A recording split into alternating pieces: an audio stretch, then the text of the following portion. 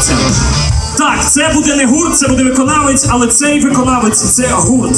Тому що він оригінальний, він сміливий і впевнений у собі. Вийшовши на сцену кастингу, він спочатку, ну знаєте як, зустрічають по одежі, ну так якось скептично вийшов хлопець, але як він залабав, і як він заспівав, а точніше зачитав, бо то був реп, і не простий, а закарпатський. А може пам'ятаєте там «Світла не є, світла не є».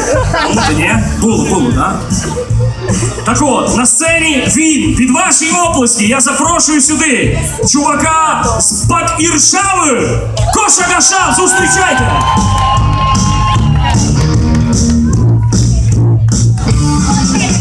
Добрий день, Мукачево.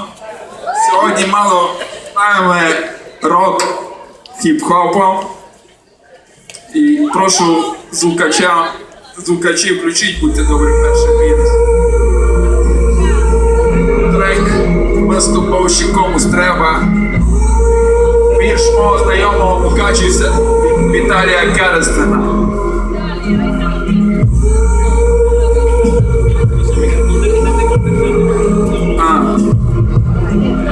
Ми з тобою ще комусь треба. Ми з тобою ще комусь треба.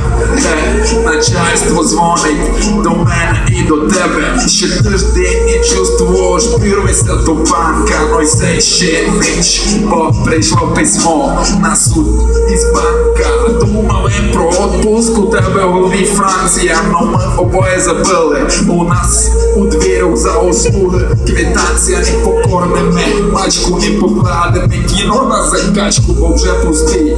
Ушитки наші заначки, а може удержимо або регенську моду. Най нам підключать світло, газ і воду. Уволимося, придумаємо та що будуть галяки. Та підемо у хащу, фіглі сесе. Лим'я дно не рікує моя тьоща. Ну добре, твоя мати, нащо їм так воно знати, що їме, у кілько лягаємо спати. Ніч, главне, що у нас з тобою є схема, яка ушиткам знакома. Коли вона дзвонить, нас не є дома. Коли вона дзвонить, нас не є дома.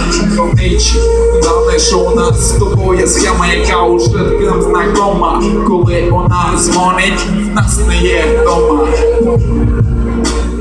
Нас не є дома.